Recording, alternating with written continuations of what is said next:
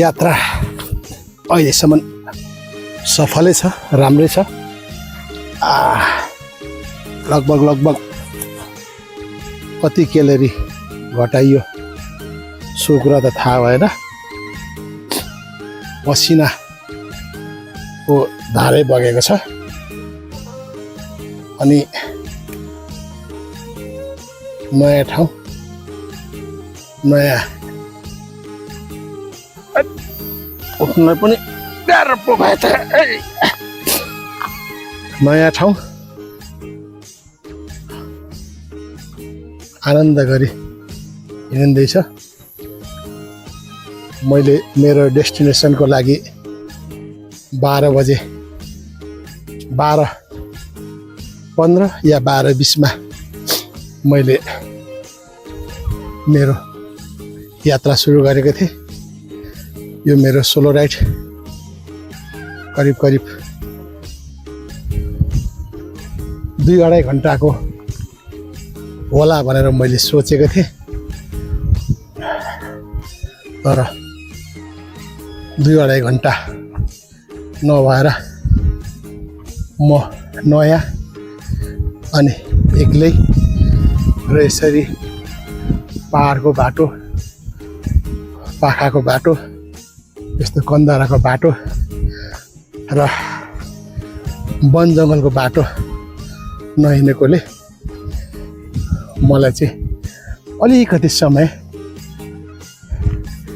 ज्यादा लाग्छ र ज्यादा लाग्यो पनि। हिँड्ने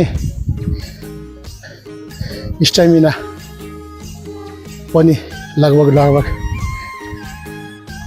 बिग्रिसकेछ भन्ने चाहिँ मलाई आफैलाई थाहा भयो। मलाई आफूलाई विश्वास छ म अलिअलि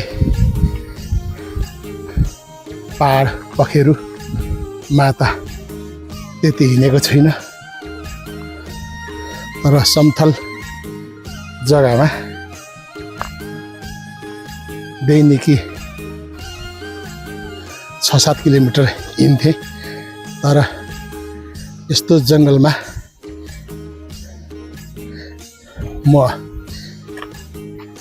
यस्तो पहाड, भिड पाखा, कन्दरा अनि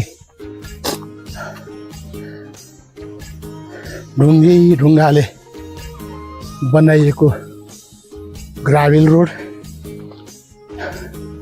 मुस्किलले गाडीहरू, मोटरसाइकलहरू आउने, सिधै करिब 40 डिग्रीको उकालो हिँड्दाखेरि मेरो जिउले पनि अलिकति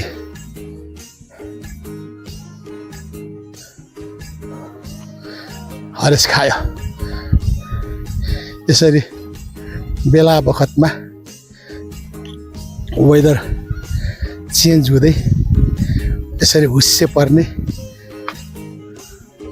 अहिले नै पानी पर्यो, अहिले नै पानी परिहाल्छ कि अब परि नै गयो जस्तो लाग्ने यहाँको मौसम। अनि यता देख्नुहुन्छ उत्तिस घारी,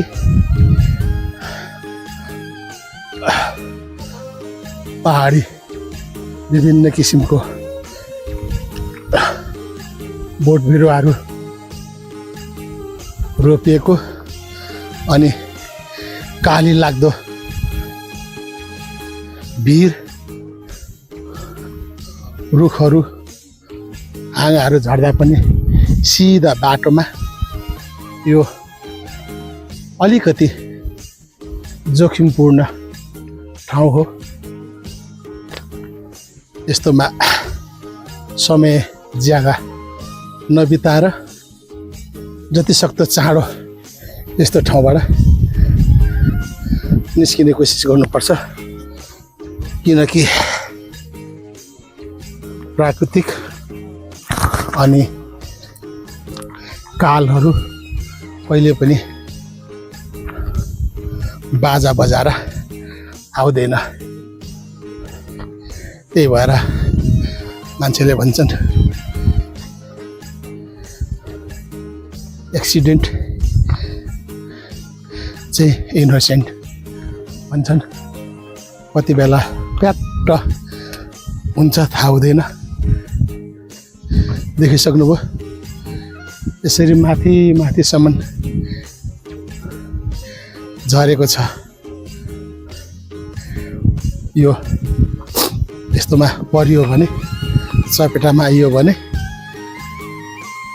निकै गाह्रो हुन्छ।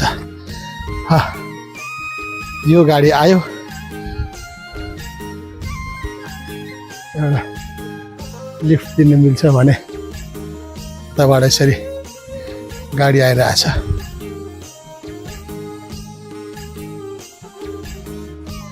जे होस् आनन्दको बाटो अनि पहरा उस्तै।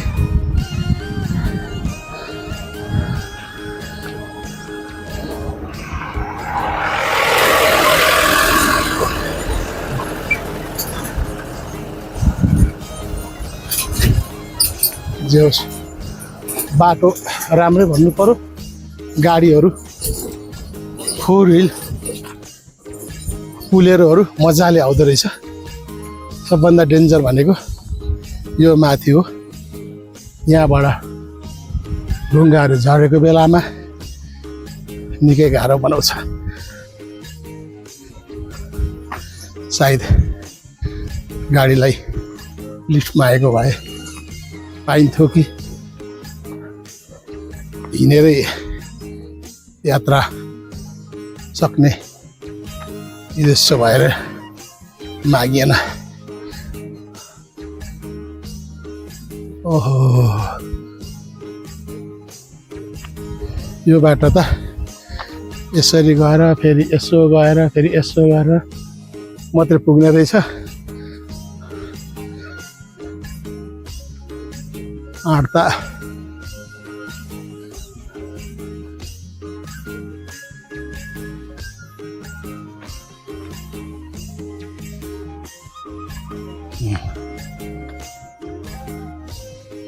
त्यो गाडी यहीँ आइपुग्यो। यसरी गरेर घुम्ने रहेछ।